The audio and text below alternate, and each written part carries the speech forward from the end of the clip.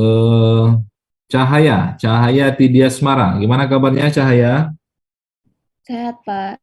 Sehat ya. Tugasnya lancar, sudah disubmit ya. Sudah. Keluargamu gimana? Sehat-sehat semua? Sehat, Pak. Alhamdulillah. Oke, alhamdulillah. Terima kasih Cahaya. Satu orang lagi ya, ke Renata. Renata Adisti Pratiwi. Iya Pak, Gimana kabarmu Renata? Alhamdulillah sehat Pak. Sehat lancar ya, puasanya lancar ya. Ya, Alhamdulillah lancar. Bapak Oke, sehat Pak? terus. Alhamdulillah sehat. Puasa makin sehat jadinya, makannya lebih ini ya, lebih teratur. Biasanya kalau nggak puasa saya makannya nggak teratur. Kadang sore, Alhamdulillah kadang udah mau maghrib. Oke, makasih ya Renata, keluarga sehat ya. sehat Pak. Presensinya sudah diisi di V-Class? Sudah Pak? Sudah Pak. Sudah ya. Oke, baik. Akan saya ambil ya dokumentasinya. Ini dokumentasi kehadiran untuk sesi Ramadan, puasa. Ada 68 mahasiswa yang hadir ya. Dan saya lihat memang ada beberapa yang belum submit tugas ya. Jadi mengingatkan tolong disubmit tugasnya dan NetAcad ujiannya silakan dikerjakan untuk modul exam 1 sampai 3 ya. Silakan dikerjakan sesuai dengan instruksi ya, tanggal dan lain-lain. Kalau lewat ya sudah kita lanjut ke modul exam yang lain. Oke, saya hitung dalam hitungan ketiga ya. Screen pertama, 1, 2, 3. Oke, saya ambil gambarnya, screen pertama, kemudian saya paste ke Word ya. Saya lanjut ke screen yang kedua, saya hitung dalam hitungan 1, 2, 3. Oke. Oke, saya sudah save ya kehadiran kita. Terima kasih ya, silakan bagi yang berhalangan misalnya kuota terbatas pas-pasan off kameranya silakan. Baik, kita hari ini akan membahas tentang apa ini? Ada yang tahu? Ada yang sudah lihat? Modul yang keempat adalah tentang apa? Physical layer, Pak. Physical layer. Makasih Charles Gunawan, physical layer ya. Mohon maaf saya akan tepat waktu di, oh ini ada yang belum saya approve ya. Admit all, oke. Mohon maaf saya akan tepat waktu karena jam 2 saya masih ada rapat lagi untuk seminar yang lain ya. Agak cepat sayanya. Yang kita akan bahas hari ini seperti yang disampaikan oleh Charles adalah physical layer ya. Oke, saya sesuaikan dulu PowerPoint-nya modul 4 ya. Oke. Ya, bisa terlihat materi presentasi dari saya? Bisa, Pak. Bisa, Pak. Mahasiswa Bisa, Pak. Bisa, Pak. Oke, jelas ya. Ya, Alhamdulillah bisa. baik kita alhamdulillah bisa ya. Ya berarti koneksinya lancar, puasanya lancar. Nah, di chapter yang keempat kita akan membahas bagian yang paling bawah di dalam OC layer yaitu physical layer ya. 7 OC layer, ada layer paling bawah physical layer dan yang paling atas di application layer. Nah, kita belajar dulu tentang physical layer ya. Ini sebentar saya sesuaikan. Oke. Apa yang akan kita bahas? Yang pertama adalah purpose dari physical layer, tujuannya, menjelaskan apa fungsi dari sebuah layer fisik tadi ya. Kemudian karakteristik dari physical layer itu seperti apa. Lalu kita akan membahas agak banyak tentang copper cabling ya, kabel tembaga. Nah, ini yang media paling banyak yang digunakan dalam jaringan komputer yang ada di seluruh dunia. Tidak hanya di Unila, ya, di kampus, di perusahaan pun juga akan banyak menggunakan copper cabling. Ya, apalagi UTP ya, kabel UTP ini juga dari kabel tembaga, yang nanti akan kita bahas satu persatu. Tidak hanya kabel tembaga, juga akan kita bahas mengenai kabel optik, ya, fiber optik yang sekarang pun juga sudah sampai ke rumah-rumah, ya, FTTH, fiber to the home, layanan IndiHome, layanan Bisnet yang ada di Bandar Lampung, layanan macam-macam itu sudah medianya sudah menggunakan fiber optik dan kita akan bicara tentang fiber optik, termasuk dengan teknologi wireless. Akan ada tugas, ya, tugas berikutnya. Nih, mohon maaf, di kuliah dengan saya ini banyak tugasnya. Kalian akan menganalisis bagaimana aktivitas wireless yang ada di Unila, ya. Kalian akan nanti saya berikan user dan password untuk mengakses controller Unila, kontrol WiFi Unila. Kalian bisa melihat secara langsung, ya, apa yang dilakukan, aktivitas yang dilakukan oleh seluruh user yang terhubung ke WiFi adalah untuk cluster Aruba namanya, cluster WiFi Aruba. Nanti kita lihat di ujung. Oke, kita bahas satu persatu ya. Purpose of the physical layer. Nah, kalau kita bicara tentang physical layer, nah ini tentu bicaranya tentang yang fisik-fisik, yang terlihat, ya, yang bisa dilihat, disaksikan, dipegang, ya, bisa dirasakan. Apa itu? Ya, ya tentu kita akan berbicara tentang media, ya, media koneksi. Ya, tadi kita bicara ada wireless connection. Ya, kalau wireless kita bicaranya tidak bisa kita pegang, ya, tidak bisa kita lihat. Tapi ada namanya NIC, Network Interface Card. Nah, NIC inilah yang berperan sangat penting dalam sebuah device, ya, ketika ingin berhubung ke dalam sebuah jaringan, ya, ingin terhubung dalam sebuah jaringan, seluruh perangkat itu harus memiliki yang namanya Network Interface Card atau NIC. Baik itu melalui kabel, baik itu melalui wireless, ya, termasuk dengan fiber optik tadi ya, harus ada yang namanya interface card. Nah, inilah yang bentuknya fisik tadi. Jadi laptop kalian, yang kalian koneksi ke WiFi itu ada chipset untuk terhubung ke WiFi-nya. Itulah yang dikatakan sebagai NIC. Ada yang mereknya Intel, ada yang mereknya Broadcom, ada yang mereknya macam-macam ya, yang bisa digunakan. Dan tadi ya, itu kita bicaranya tentang fisik. Nah, dalam physical layer sendiri, ya, yang dikirimkan tadi ya, dalam layer TCP/IP kita bicara ada 4 layer, ya. Dia dikirimkan melalui media ini tadi, ya, medianya. Tapi jangan salah ya, ini media ini belum, kalau bisa saja ini bukan kabel ya, tapi bisa juga menggunakan wireless. Nah, karakteristik dari physical, karena dia secara fisik, maka ada lembaga yang mensyaratkan ya, mengeluarkan standar untuk physical kabel itu sendiri. Sebuah kabel UTP, sebuah kabel tembaga, sebuah kabel fiber optik, atau bahkan wireless pun itu harus mengikuti standar yang dikeluarkan oleh organisasi ini, yang kita sudah bahas sebelumnya ya. Ada IEEE, ada ITU-T, ada ANSI, ada EIA, ada TIA, dan ISO. Ya, dan ini mengeluarkan beda-beda ya, beda-beda. Ada yang khusus untuk wireless, IEEE ada mengeluarkan standar wireless. Nah, untuk spesifikasinya pun juga dijelaskan dalam dokumen IEEE tadi, standarnya seperti apa. Kalau dia WiFi tipenya A, itu berapa, dan seperti apa signalingnya, tipe B, tipe G, tipe N, ya. Bahkan dengan tipe gigabit wireless yang sekarang sudah kita gunakan ya, dengan perangkat tertentu itu sudah bisa menikmati. iPhone terbaru itu sudah support dengan wireless, gigabit wireless. Ya, standarnya namanya 802.11ac. Nanti kita bahas di belakang ya. Jadi mereka inilah yang mengeluarkan standar dan regulasi untuk semua physical ya. Misalnya kalian ingin mendirikan perusahaan yang bergerak dengan standar penyedia layanan media fisik, maka kalian harus comply ya, harus produk yang kalian buat tuh harus sesuai dengan yang mereka buat ini tadi ya, dokumen yang mereka buat. Misalnya kabelnya ya, kabelnya kualitas kabelnya seperti ini ya, kalian harus ikut gitu ya. Kemudian konfigurasi dan lain-lain kalian harus ikuti semuanya. Nah, di dalam physical layer ya kita akan bicara tentang 3 hal ini. Physical component, ini yang kita bicarakan tentang komponen pendukung secara fisiknya ya, materialnya apa yang menjadi komponen dari sebuah media tadi. Kalau kita bicara kabel optik ya, bahannya adalah kaca tadi ya. Kemudian kalau dia UTP, kabel tembaga itu dari tembaga jelas ya. Wireless ya, dari gelombang WiFi ya, wireless. Lalu ada encoding dan ada signaling. Encoding ini bagaimana proses pentransferan data yang dari data digital ya, 0101 itu bagaimana proses encodingnya ya, nanti kita bahas. Lalu signalingnya. Nah, ini kita lihat encoding. Nah, ini ya, tolong perhatikan ini. Kalau fisikal tadi sudah saya jelaskan ya, ada banyak medianya, jenisnya, komponen pembentuknya, dan kalau bicara encoding, ini ada macam-macam jenis encoding yang biasa digunakan dalam pengiriman data. Anda lihat di sini 01000110 ya.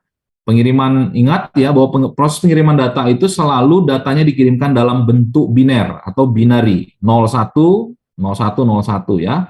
Dan ini salah satu contoh encoding dengan format namanya Manchester. Saya garis bawah ini ya, ini Manchester, mudah-mudahan kelihatan. Atau saya kasih pointer dulu ya. Oke, ini ya. Manchester coding, ini yang paling umum yang digunakan dalam proses pengiriman di physical layer ya. Adakah metode encoding yang lain? Ada, ya, ada NRZ nanti di setelah ini ya. Tapi kita lihat dulu yang paling umum Manchester. Anda lihat ya, ketika nilainya 0, format encodingnya itu adalah dari atas turun ke bawah. Ya, lihat ya. Ini 0, dari atas turun ke bawah. Ini 0.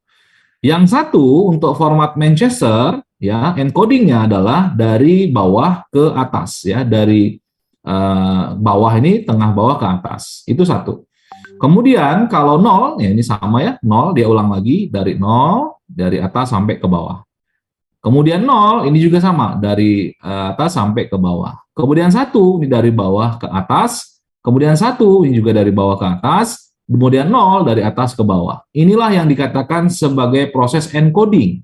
Ya, dalam proses pengiriman data dalam sebuah media komunikasi, baik itu wireless, kabel, optik, tembaga, ya.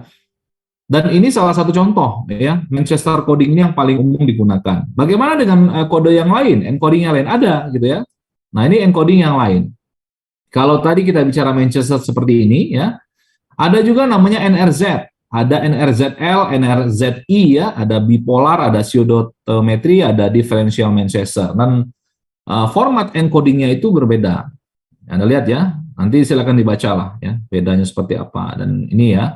Nah, tapi data yang dikirimkan tetap sama, 01, 0011, 00011. Ya, Manchester tadi yang dari atas ke bawah itu 0, dari bawah ke atas dia 1 ya. Bagaimana dengan NRZ? Agak berbeda. Kalau NRZ dari bawah langsung full satu kotak gitu ya, naik ke atas.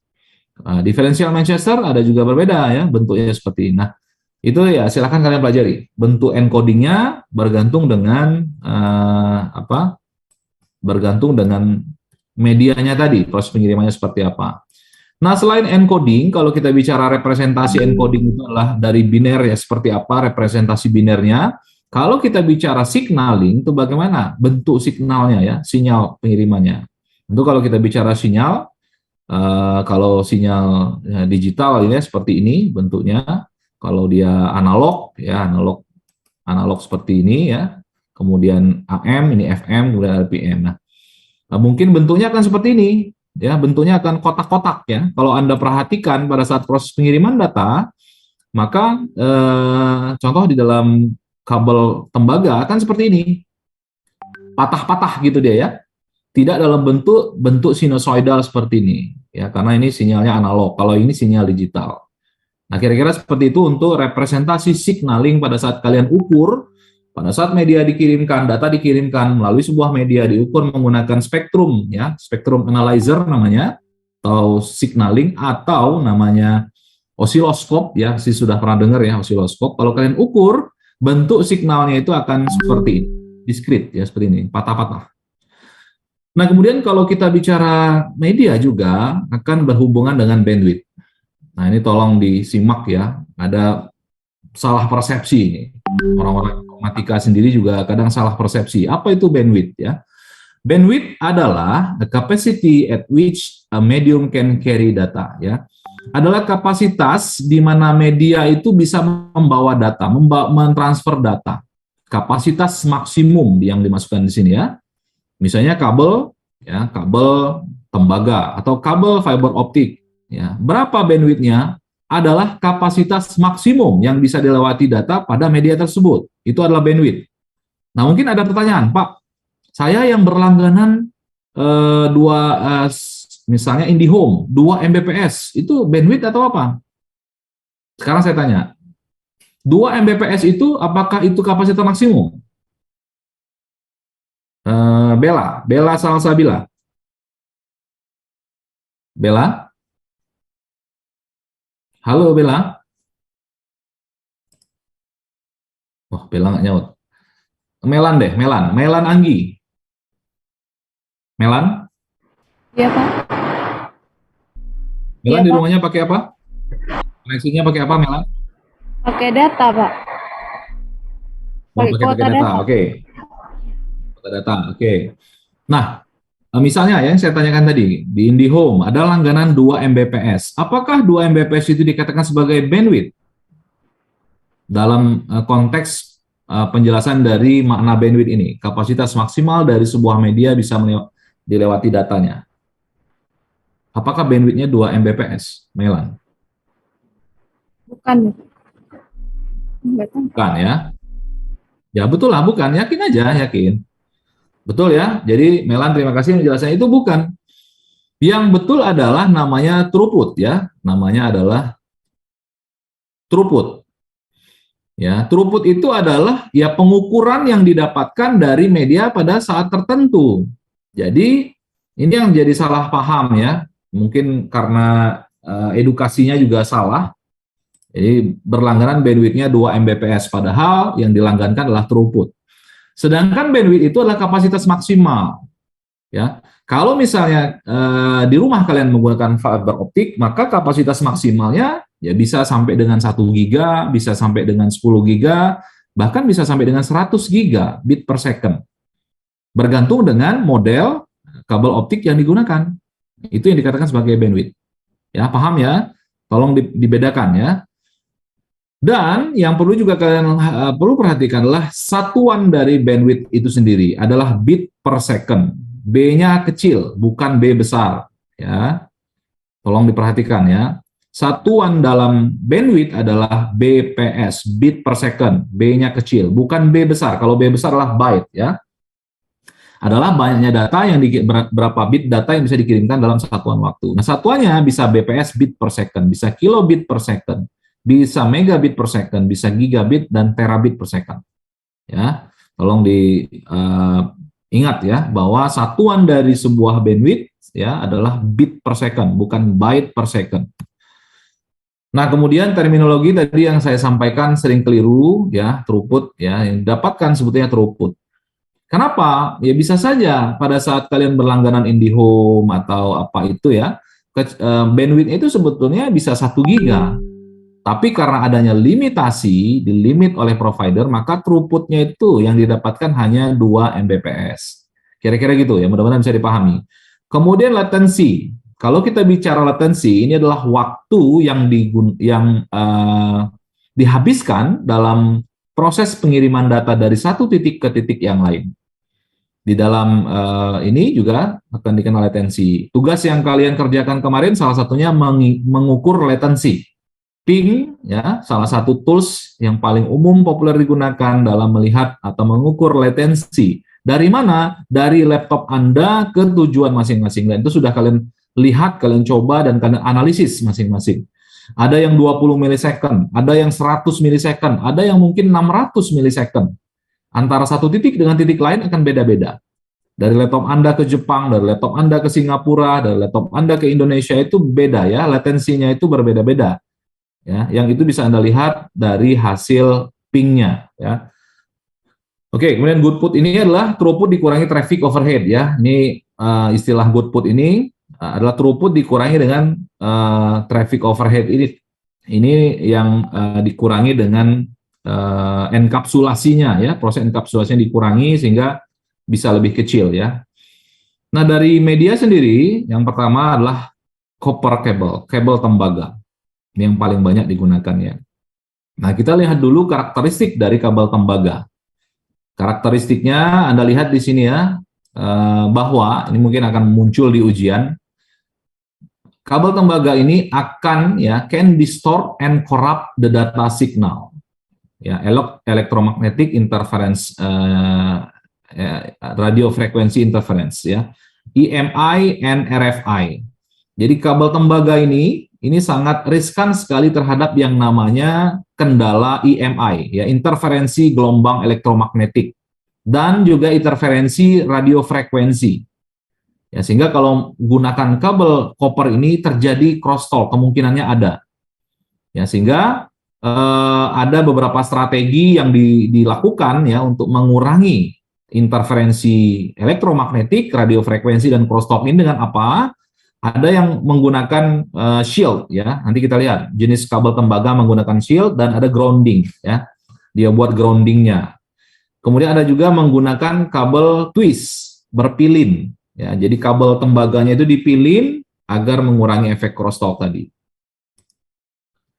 Oke, nah ini contoh ya, yang kalian lihat saat ini adalah contoh dari kabel tembaga. Ya, yang paling bawah ini kabel koaksial juga sama-sama, ini kabel tembaga, ini biasanya kalian temukan pada TV kabel ya, atau mungkin di antena televisi ya, ini juga gunakan koaksial kabel. Ada juga yang menggunakan namanya kabel UTP. Nah, ini kabel yang kalian gunakan kecil seperti ini ya. Ada 8 kabel ya, yang dia ditwist. Ya, tadi yang saya jelaskan tadi, ditwist atau dipilin ini karena dia rawan terhadap crosstalk dan interferensi elektromagnetik dan frekuensi radiofrekuensi, makanya dipilin. Ini untuk mengurangi efeknya tadi ya, sehingga proses pengiriman datanya bisa lebih baik. Ini pun juga dipilin. Bedanya apa antara UTP dan STP? Anda lihat di sini ada shield-nya. Ya, ini yang warna seperti apa ini? Kertas timah apa gitu ya. Nah, ini digunakan untuk melindungi kabelnya, setidaknya dia mengurangi efek dari EMI dan RFI tadi dan crosstalk ya.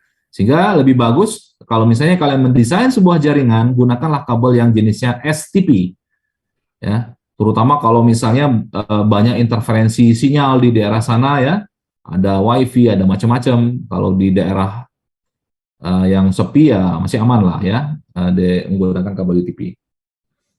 Oke, nah ini UTP tadi dibuat berpilin, ya bentuknya seperti ini, dijual bebas di pasaran. Kalau kalian ke toko komputer beli kabel UTP, ada dijual bebas ya, bisa per meternya harganya berapa. Nanti praktikum bisa nanti kalian buat kabel ini.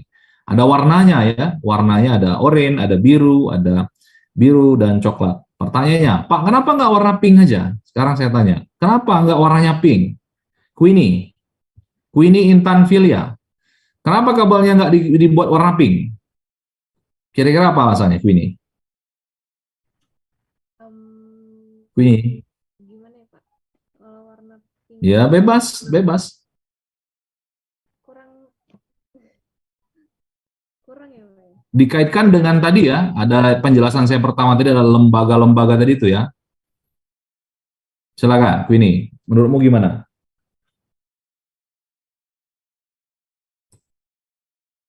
Ayo, Queenie. Atau saya balik deh. Misalnya Queenie membuat sebuah perusahaan, memproduksi kabel, kemudian kabelnya dibikin berwarna pink. Kira-kira itu bakal disetujui nggak, Queenie, oleh lembaga tadi? Iya, Pak, kurang, Pak. Hah? Suaramu kecil banget ya. Kurang, Pak. Ini belum. Ya, jawabannya tidak bisa ya, tidak boleh ya, tidak boleh. Kenapa? Karena ada standarnya yang saya katakan tadi ya. Ada kabel standar untuk UTP dikeluarkan oleh namanya lembaga ITU ya, ITU ya. Dia memang mengeluarkan standar warna kabel itu, ini orange, ini hijau, biru dan coklat. Apa alasannya? Tanya sama dia lah ya. Kenapa gitu ya. Kalau mau buat pink berarti kalian harus melobi nih. Pak, saya mau pakai warna pink aja lah gitu ya. Mau buat harus suka saya, perusahaan-perusahaan saya gitu kan, saya buat pink ya, bisa-bisa aja, cuman silahkan di lobby yang standar tadi itu ya. Nah, kemudian STP tadi yang shield ya, yang shield ini bentuknya seperti ini, ada yang melindunginya ya. Shieldnya itu double, Anda lihat ya, kabel twist tadi yang di twist ini ada shield sendiri, setelah di shield dia ada shield di luarnya lagi dan di shield lagi di atasnya ya, dan ini harganya lebih mahal. Kalau kalian beli kabel STP pasti lebih mahal. Mungkin kalian tanya, kok mahal Pak? Gitu misalnya yang jual. Ya, berarti kalian belum belajar tentang ini ya, tentang jaringan komputer. Ya, ini ada materialnya, ya ada tambahan pelapisnya ini yang sehingga dia ya mengurangi ya, dia strategi mengurangi efek EMI dan RFI protection tadi ya, sehingga berkurang. Apakah dia hilang? Tidak hilang, tapi berkurang ya, relatif lebih baik. Oke, kita lanjut ya. Kita lanjut. Nah, kabel koaksial ya. Kalau tadi kabel UTP, kalau ini kabel koaksial atau kabel tembaga. Apakah ini masih banyak digunakan? Kalau di dalam jaringan sebuah organisasi ini sudah saya katakan sudah tidak ada lagi ya. Ya, model kabel koaksial ini dari sebuah komputer ke komputer lain dalam sebuah organisasi tidak lagi gunakan ini, sudah nggak ada. Tapi kalau ini bisa digunakan untuk apa? Untuk TV ya, untuk TV kabel ke antena ya ke atas ini masih gunakan. Tapi kalau untuk jaringan komputer ini tidak lagi digunakan ya. Oke, saya lanjut kita bahas lebih detail tentang kabel UTP. Nah, ini yang saya katakan kabel UTP standar yang kita bisa temukan di ini saya record belum ya? Sudah ya? Oke, sudah ya. Oke, ini yang ditemukan ya, tadi dia mengurangi efek EMI dan RFI tadi, makanya dia dipilih. Ya, pertanyaannya, Pak, kenapa nggak dilurusin aja? Kalau sekarang kan rambut trennya dilurusin, ya itulah tadi standarnya tadi ya, mengurangi efek crosstalk ya. Ini ada yang lurus. Nah, tadi ya, kalau kita bicara tentang kabel UTP, ada banyak jenisnya. Ada kategori 3, kategori 5, dan 5E, kategori 6. Yang Unilas sekarang ini gunakan adalah sudah mayoritas ke kategori 6, CAT 6. Apa bedanya? Yang Anda lihat ya, CAT 6 ini sudah ada shield-nya ya. Ini ya, sudah ada shield-nya. Yang CAT 5 ini belum ada shield-nya, dan CAT 3 ini yang masih lurus. Ya, zaman dulu ini, awal-awal Unila berdiri di tahun 2000-an, masih bahkan di sebelum tahun 2000-an ya, ini masih gunakan kategori CAT 3 UTP, masih lurus seperti ini. Dan bisa Anda Anda pahami bahwa model seperti ini crosstalk-nya tentu nilainya akan lebih tinggi. Ya, interferensi akan lebih tinggi sehingga proses pengiriman data akan sering terjadi gangguan.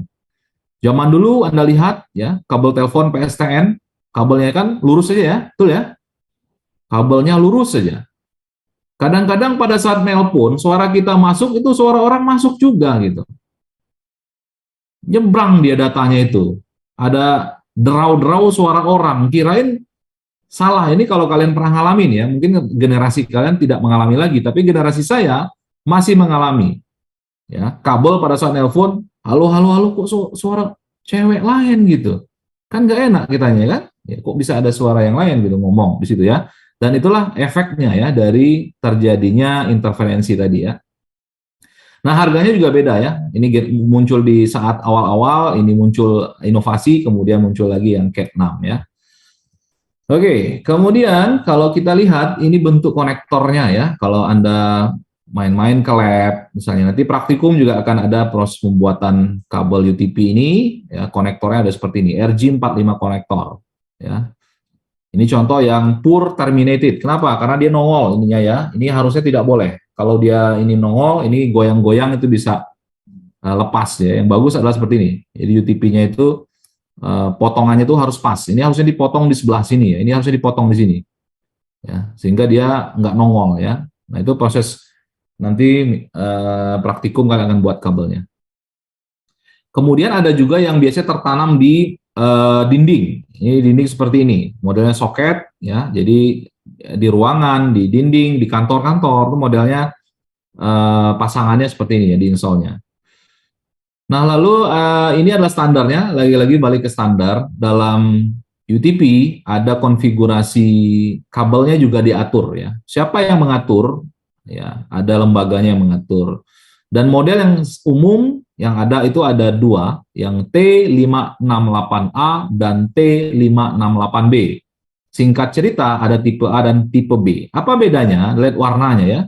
Yang ini hijau di pair, yang ini orange. Ya, urutan warnanya saja. Kalau kabelnya sama ya, kabelnya sama, tapi hanya urutannya saja yang membedakan. Kalau tipe A ini putih hijau-hijau, kalau yang ini ya, yang tipe B ya putih oranye-oranye. Ya, urutannya diikutin seperti ini. Pertanyaannya mungkin, Pak, kenapa bisa seperti itu, Pak? Cuma bedain warnanya gitu ya. Ya, lagi-lagi, balik lagi ke standar. Boleh nggak saya buat coklat ini duluan? Sekarang saya tanya nih ke Zaki Taufikur Rahman.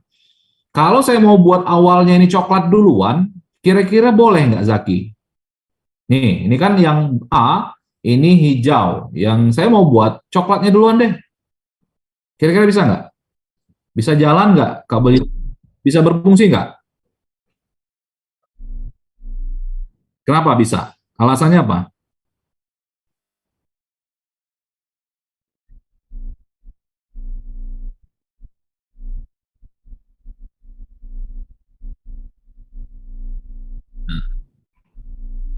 Ya, nah betul sekali ya Zaki ya. Bisa saja kita buat coklat duluan. Ah, saya mau nggak pakai standar A. Tipenya saya mau bikin standar X misalnya. Coklat duluan. Boleh-boleh aja.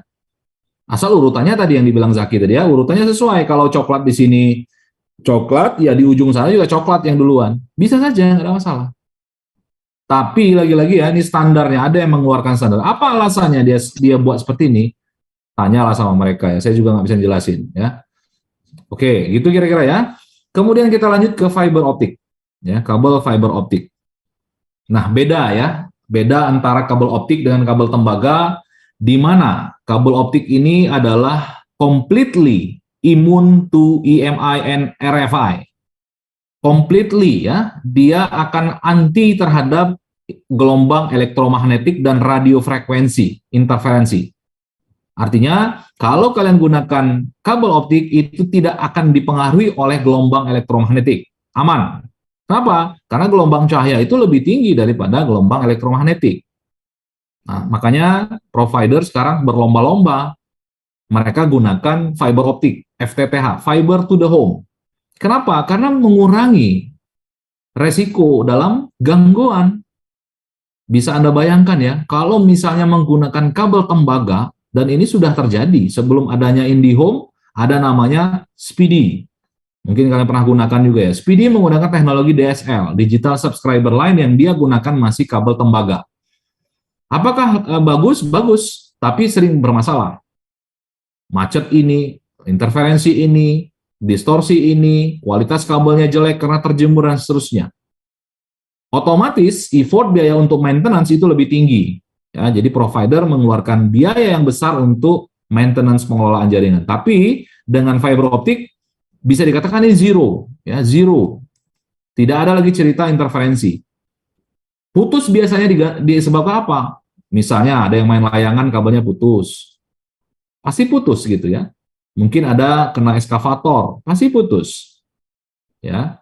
Nah, kalau misalnya di tembaga kualitas menurun, ya kita belum tahu penyebabnya, bisa kejemur, bisa interferensi, dan solusinya kalau ada masih masalahnya di situ nggak akan bisa selesai. Oke ya. Nah, itu kira-kira ya. Secara umum dia imun terhadap BMI, dan dia juga bisa gunakan laser ya, laser atau cahaya ya, dikirimkan dari ujung pengirim ke ujung penerima itu berupa cahaya tadi, laser atau LED atau cahaya tadi ya. Oke, kemudian bentuknya seperti ini. Ya, saya tidak bisa menunjukkan ya bentuk fisiknya, tapi kayaknya pernah nggak ya? Belum pernah saya tunjukkan ya. Nanti kalau kalian ke Unila boleh ya, kita bangun fiber optik Unila itu pada tahun yang upgradingnya itu tahun 2013, menghabiskan dana 20 miliar kira-kira. Kita ganti semua backbone utama di Unila, kita upgrade ya jaringan fiber optiknya dari multi mode ini ke single mode ya. Semuanya sekarang sudah beralih ke single mode. Pertanyaannya, Pak, kenapa multi mode-nya itu diganti ke single mode? Salah satu alasannya adalah jaraknya itu bisa lebih jauh, long distance. Ya, teknologi multi mode ini kita gunakan pada tahun gelaran awal-awal fiber optik yang ada di Unila, itu tahun 98. Tahun 98 di Indonesia, pionir yang menggunakan jaringan fiber optik itu termasuk Unila di antaranya. Unila, ITB, kemudian UI kalau tidak salah ya. Yang lain-lain belum. Masih ada belum ada ceritanya mereka gunakan teknologi fiber optik. Kenapa? Karena mahal. Harganya mahal, investasinya mahal. Dulu kalau tidak salah, saya 98, saya kuliah 2001 masuk, cerita dari senior-senior gitu ya. Habis dana 2 miliar pada saat itu ya. Pada saat tahun 98. Tahun 2013 ya, ini habis 20 miliar. Untuk peremajaan backbone fiber optik ya. Anda bisa bayangkan ya, dananya juga lumayan. Ya. Alhamdulillah Unila salah satunya yang leading terhadap hal-hal seperti ini ya. Oke. Nah, bedanya apa? Untuk multimode Anda lihat ini diameternya ya. Diameternya ini lebih besar, 50/62,5 mikron. Dan yang single mode itu hanya 9 mikron. kecil sekali. Core kabel optiknya itu seperti rambut ya, seperti selai rambut kalian itu. Memang pelindungnya tebal gitu ya, tapi di dalamnya core-nya itu, glass core-nya ini adalah hanya ukuran 50/62 untuk multimode, ya ini tolong diingat, dan single mode adalah 9 mikron. Ya. Kemudian cladding-nya untuk yang single mode 125 mikron, kalau cladding-nya juga sama, ini ya 125, cladding itu adalah ini ya, ini cladding nih, pelindung core-nya, ini namanya cladding. Lalu coating yang hitam ini warnanya coating, ini namanya coating, pelindungnya ya. Oke, jadi bisa Anda simpulkan bahwa sekarang ya mayoritas organisasi akan menggunakan single mode kabel fiber ya. Karena ini sudah jarang, kecuali kalau misalnya untuk jarak dekat ya, jarak-jarak yang tidak terlalu jauh ini digunakan bisa ya. Oke, kemudian tadi manfaatan dari kabel optik ini sudah sangat banyak sekali. Kalau dulu zaman saya ini kemustahilan ya, tidak mungkin ya, fiber optik itu bisa digunakan di rumah. Zaman saya dulu ya, zaman saya kuliah, itu hal yang mustahil, kabel optik itu digunakan sampai ke rumah. Kenapa? Karena harganya mahal. Dan alhamdulillah ya, ini saya kuliah tahun 2001, sekarang tahun 2022, berapa tahun tuh? 21 tahun, itu terrealisasi. Kabel optik nyampe ke rumah. Kenapa? Karena harganya sekarang sudah agak lebih murah. Ya. Investasinya mungkin memang mahal, tapi dia dapat benefit, ya maintenance-nya itu murah, biaya maintenance-nya. Digunakan di enterprise network, seperti Unila, atau industri, atau perusahaan apapun, ya, atau ya sampai dengan FTTH, ya, fiber to the home. Ini pun juga sudah kita bisa rasakan, ya, kalau zaman saya itu tidak bisa, ya. Boro-boro ya, kita ke warnet saja, nyewa warnet, bayar 10.000, buka satu situs, zaman saya dulu itu bisa terbuka baru setengah jam, baru satu bisa terbuka, satu halaman. Ya. Long haul network ya, ini jaringan antar country ya, antar negara, kita menggunakan provider namanya PGN, Unila.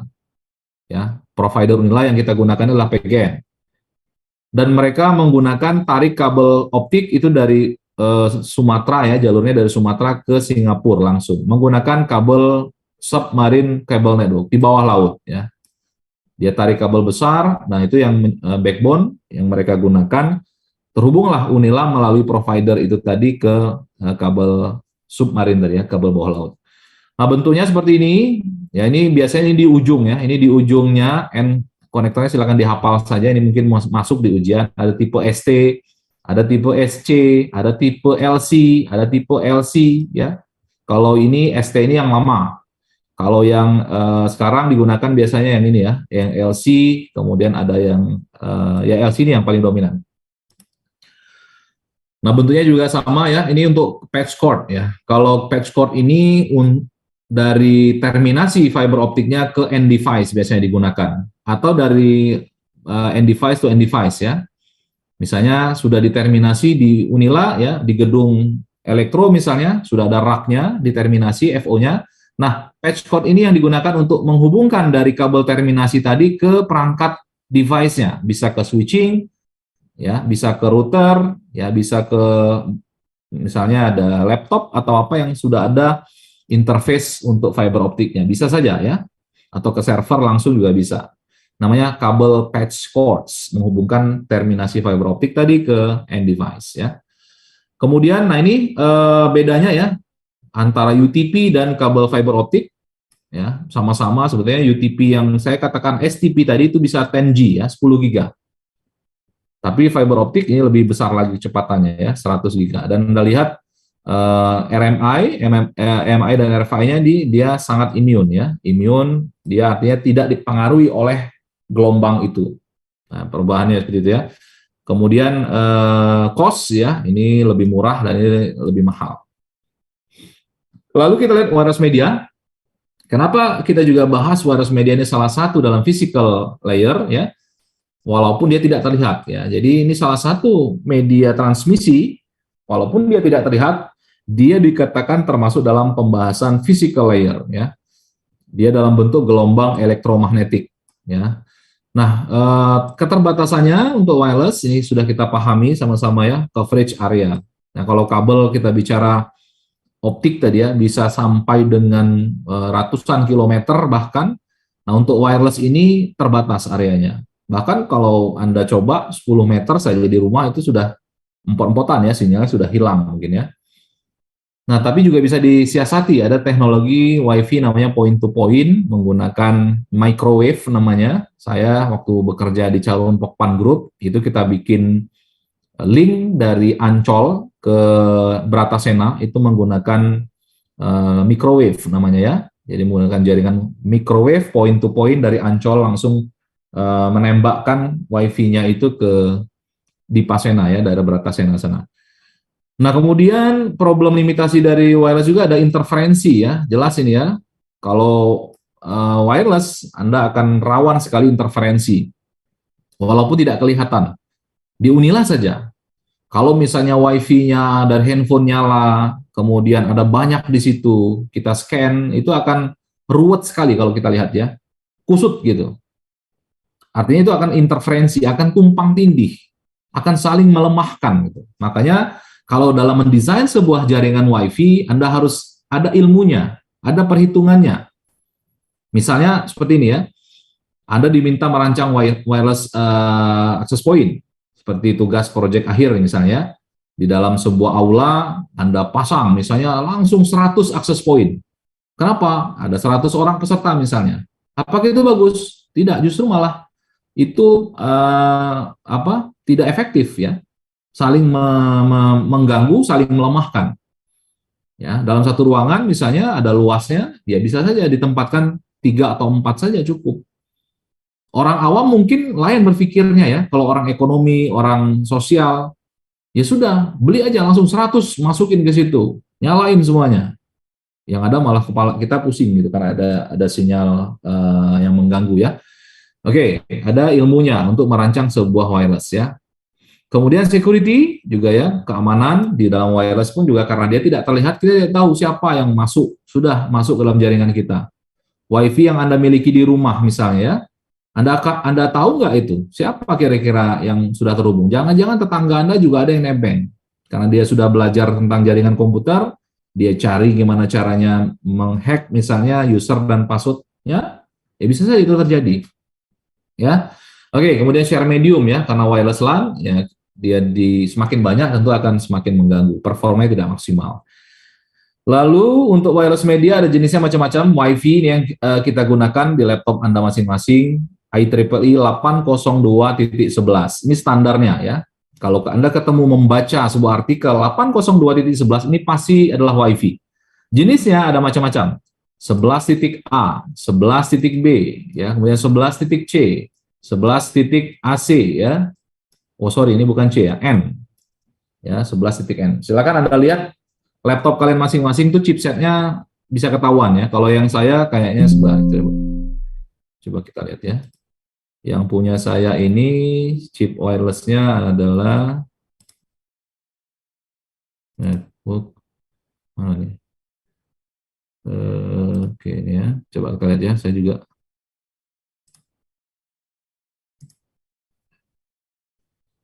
kelihatan nggak di sisi kalian? Ini yang saya tandain.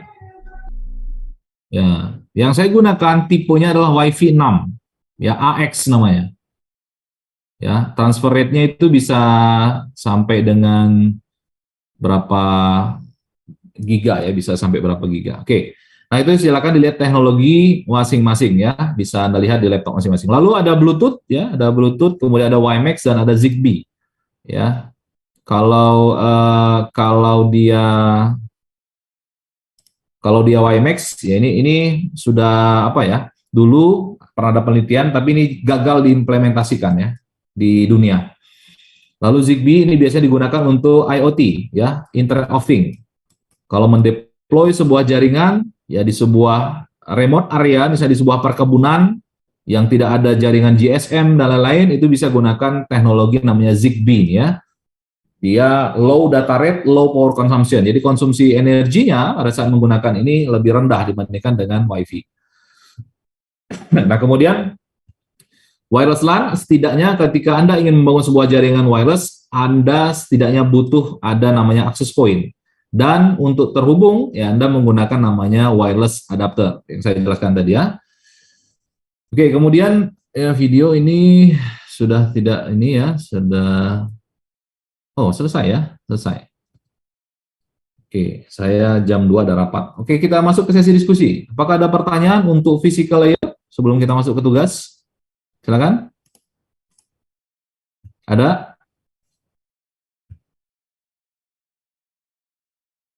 Adakah pertanyaan yang perlu didiskusikan terkait dengan physical layer, layer fisik? Ada? Oke, Charles silakan, Charles Gunawan. Silakan open mic-nya, Charles. Izin bertanya, Pak. Ya, silakan. Kalau misalnya throughput yang dari IndiHome-nya itu misalnya 2 Mbps tadi kan, Pak. Ya. Nah, terus kalau misalnya kabelnya itu bandwidth-nya cuma 1 Mbps itu nanti bakal ke limit nggak, Pak? Oke, baik. Itu aja, Charles. Iya, Pak. Oke, saya jelaskan ya. Untuk karakteristik dari masing-masing kabel, itu ada spesifikasinya. Saya tunjukkan aja ya. Di materinya Cisco ini belum didetailkan ya. Max with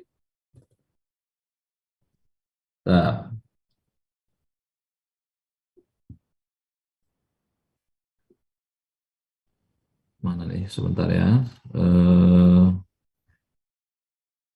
Aduh, tabelnya mana lagi ya? Atau udah saya jelaskan aja ya.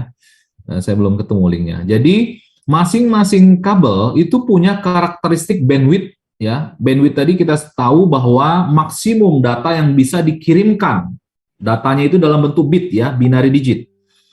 Kabel UTP Cat 3 yang saya sampaikan tadi teknologi yang lama itu bisa 10 Mbps maksimum. Kabel Cat 5 itu bisa sampai dengan 100 Mbps, megabit per second. Kita bicara bandwidth ya. Kemudian kabel Cat 6 itu bisa sampai dengan 10 gigabit per second. Ya. Nah, pertanyaan Charles ini masih terkait misalnya ya. Saya di Unila, saya gunakan kabel Cat 6 yang saya katakan tadi Cat 6. Ya. Cat 6 sudah digunakan di Unila. Pada saat dicoba oleh pengguna menggunakan kabel, kok hanya dapat 20 Mbps. Padahal bandwidth-nya tadi adalah 10 gigabit per second. Sekarang saya balik tanya ke Charles, kenapa user hanya mendapatkan kecepatan 20 Mbps? Kenapa kira-kira? Coba. Apa yang terjadi misalnya? Kenapa penyebabnya? Kira-kira menurut Charles? Dari providernya, Pak. Nah, betul ya. Di limit, dibatasi dari pengelola. Unila memberlakukan kebijakan setiap user, ya kalau kalian masuk di Unila, kalian rasakan akses itu dibatasi kalau nggak salah maksimum 10 Mbps ya. Jam kerja. Pada saat lewat jam kerja, jam 4 sore itu unlimited. Silakan berantem deh. Kecepatan 2 gigabit per second tuh dihabis-habisin silakan gitu ya. Lewat jam 4, regulasinya dibatasi, tidak dibatasi lagi. Siapa yang kuat, dia yang cepat, dia yang paling hebat, koneksi NIC-nya paling canggih, dia yang paling dapat paling cepat. Nah, pertanyaannya yang tadi, kenapa dapat segitu? Karena memang dibatasi, diberikan pembatasan. Kenapa dibatasi? Ya supaya tertib. Coba bayangkan kalau tidak dibatasi. Charles download sendirian aja 2 giga bisa, habis. Yang lain tiarap semua gitu 30 orang. Nah, kan tidak mungkin seperti itu. Itu pun yang terjadi pada provider ya. Provider itu ada namanya regulasi ya tadi yang kita berlangganan. Misalnya berlangganan throughputnya 2 Mbps ya itulah yang didapatkan. Padahal ya kalau digunakan kabel UTP Cat 5 tadi itu harusnya dapat 100 Mbps. Harusnya gitu ya. Caranya gimana? Ya dicoba. Kalau koneksi lokal, point to point itu pasti akan dapat 100 Mbps. Nanti praktikum akan ada ya. Langsung point to point tidak melewati perangkat routernya, misalnya perangkat pembagi bandwidth, pembagi throughputnya di provider itu akan bersih dapat kelihatan 100 Mbps ya. Nah, kalau misalnya pertanyaan Charles tadi, kalau misalnya kabelnya itu hanya 1 Mbps, saya katakan tidak ada teknologi kabel yang 1 Mbps. Tapi pertanyaan bagus gitu ya. Kalau hanya kabel kapasitas bandwidth-nya 1 Mbps, berlangganan 2 Mbps, apa yang terjadi kira-kira setelah saya jelaskan, Charles? Apakah memungkinkan itu? Kira-kira gimana, Charles? Menurutmu? Mungkin cuma bisa dapat 1 Mbps saja, Pak. Ya, jangan bilang mungkin, memang seperti itu.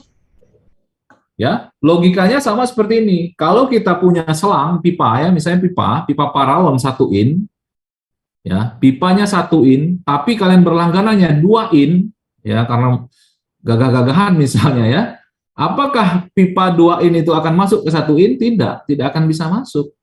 Akan tumpah dia ya, akan luber gitu. Yang hanya masuk bisa lewatkan ya 1 Mbps itu saja. Nah, kira-kira gitu analoginya ya. Charles, mudah-mudahan bisa dipahami ya. Baik, Pak. Terima kasih, Pak. Oke, sama-sama. Ada lagi yang lain, silakan. Ada pertanyaan sebelum kita masuk ke tugas? Cukup? Oke, kita masuk ke tugas ya. Ini 3 menit lagi, saya mesti balik fakultas. Untuk tugas yang berikutnya adalah kalian lakukan proses analisis pengguna WiFi yang ada di Unila ya. Oke, silakan dicatat, disimak, ini ditulis ya, silakan ditulis. Ini tugas mandiri. Alamat IP address untuk wireless controller yang digunakan oleh Unila adalah ini ya, 46.87. Oke, silakan dicatat. IP address-nya adalah ini, 103.3.46.87. Dengan username-nya silahkan masukkan informatika, ya, username informatika, password-nya Unila Jaya, kecil semua ya. Ini saya berikan mode read only, supaya kalian bisa masuk dan bisa menganalisis, hanya bisa memantau saja, melihat. Contoh ya, di puasa Ramadan yang hari ketiga ini, gitu ya, ini hari ketiga ya, hari ketiga apa keberapa ini? Ayo, pokoknya gitulah. Kita lihat, ini ada 93 akses point ya, ini yang perlu kalian analisis. Silahkan saya berikan keleluasaan bagi kalian untuk menganalisis dari perspektif apapun. Ya, contoh ini Anda bisa lihat ada ruang akademik, ada di lorong staf prodi, ada di dekanat, ada di UPTTIK, ada yang di ruang dosen dan seterusnya. Untuk klaster ini ya, saya bilang ini klaster ini. Klaster yang lain ada, gitu ya, kontrol yang lain dia ada. Ini saya berikan akses kepada kalian supaya kalian bisa mempelajari dan melihat apa sih yang dilakukan oleh pengguna-pengguna Unila, termasuk apa saja yang diakses oleh mereka itu akan bisa kalian lihat ya. Berapa orang yang nyambung, kemudian dia mengakses apa dan bagaimana, itu yang akan kalian coba jelaskan terkait dengan controller ini. Silahkan sesampainya di mana kalian lakukan analisis dan kalian buat pembahasannya, dan ya tidak perlu kalian tulis lah. Saya minta kalian bikin videonya saja. Oke, sampai sini pertanyaannya untuk tugas, apakah jelas? Mahasiswa? Tanya, Pak. Silakan, Zaki. Itu kan akunnya cuma 1, Pak. Coba aja sekarang, silakan dicoba sekarang.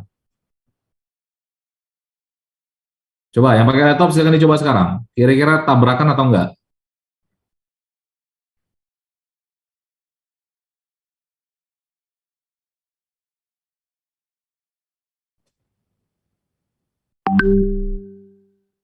Gimana?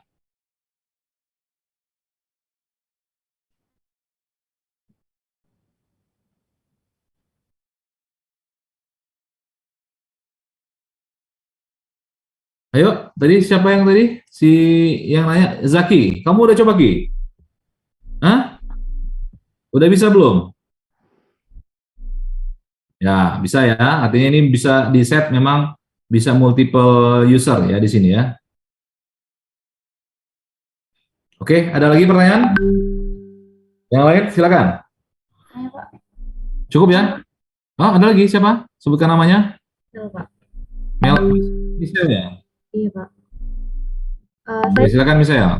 ini kan, Pak, coba masuk, tapi kok nggak bisa, Kak, kayak di sini itu your connection is not private.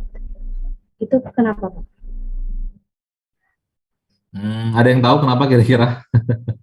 Coba Michelle, kamu sharing dulu deh. Kamu share, silakan Michelle. Apa yang maksudmu yang private tuh, Pak? Silakan di share screen. laptopnya.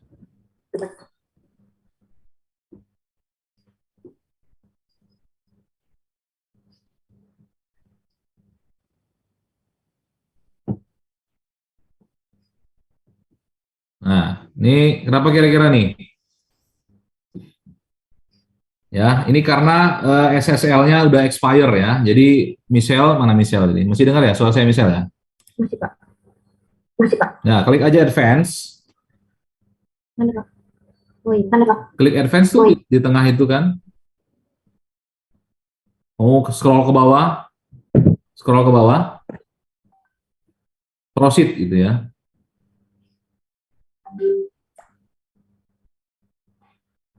Loh, kok apa tuh? Oh, dia hapus dulu. Hapus dulu yang 4343-nya hapus. Cukup IP-nya aja, sampai 87-nya aja.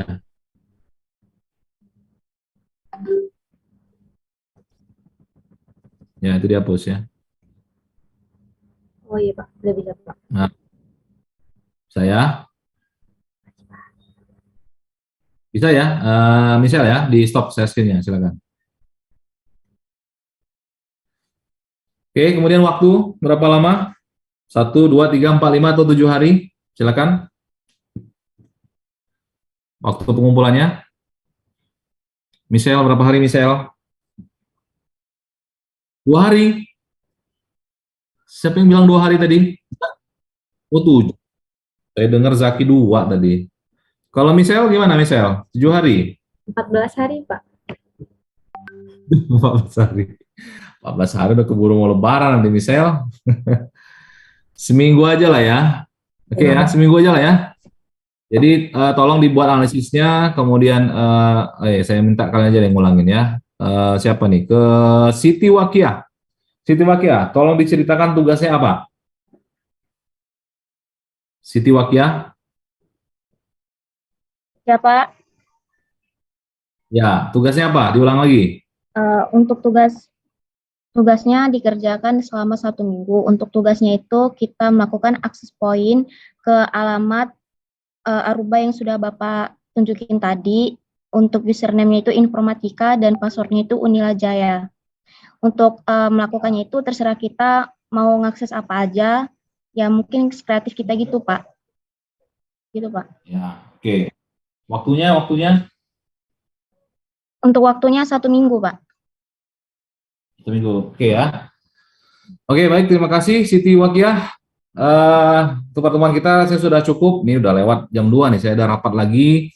Mohon maaf agak buru-buru ya. Mos-mosan mestinya saya selesaikan 2 modul ya, modul 5 dan modul 6 ya. Tapi karena saya ada rapat lagi, mohon maaf ini kita lanjut lagi minggu depan. Oke, terima kasih semuanya sudah hadir. Mudah-mudahan semua puasanya bisa berjalan dengan lancar. Tugas-tugasnya, kuliahnya juga berjalan lancar. Keluarga semuanya sehat-sehat selalu ya. Kita jumpa minggu depan, sama-sama kita ucapkan alhamdulillahirabbil alamin. Kita jumpa lagi minggu depan. Assalamualaikum warahmatullahi wabarakatuh. Terima kasih ya semuanya. Waalaikumsalam warahmatullahi wabarakatuh. Terima kasih. Terima kasih, Pak. Terima kasih Pak. Oke.